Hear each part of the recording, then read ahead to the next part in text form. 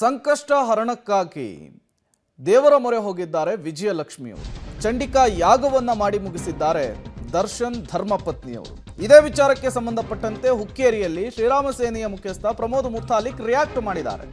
ದರ್ಶನ್ ಕುಟುಂಬದವರು ಯಾಗ ಮಾಡೋದು ಸಹಜವಾದಂತಹ ಪ್ರಕ್ರಿಯೆ. ಚಂಡಿಕಾ ಯಾಗದಲ್ಲಿ ದರ್ಶನ್ ಕುಟುಂಬ ಒಂದು ಸ್ಮರಣೆಯನ್ನ ಮಾಡಬೇಕು. ಕೊಲೆಯಾದ ರೇಣುಕಸ್ವಾಮಿ ಕುಟುಂಬಕ್ಕೂ ಕೂಡ ಒಳ್ಳೆಯದಾಗಲಿ ಅಂಥೇಳಿ ಪ್ರಾರ್ಥಿಸಬೇಕು.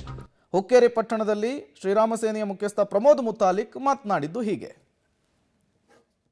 ದರ್ಶನ್ ಅವರ ಕುಟುಂಬದವರು ತಮ್ಮ ಗಂಡ ಬಿಡುಗಡೆ ಆಗಬೇಕು ಅಂತನ್ನುವಂಥದ್ದು ಸಹಜವಾದಂಥ ಪ್ರಕ್ರಿಯೆ. ಅದರ ಜೊತೆಗೆ ಆ ಚಂಡಿಕಾ ಯಾಗದಲ್ಲಿ ಒಂದು ಸ್ಮರಣೆ ಮಾಡಬೇಕು.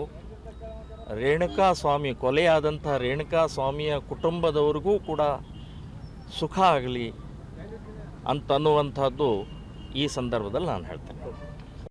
ದರ್ಶನ್ ಅವರ ಕುಟುಂಬದವರು ತಮ್ಮ ಗಂಡ ಬಿಡುಗಡೆ ಆಗಬೇಕು ಅಂತನ್ನುವಂಥದ್ದು ಸಹಜ.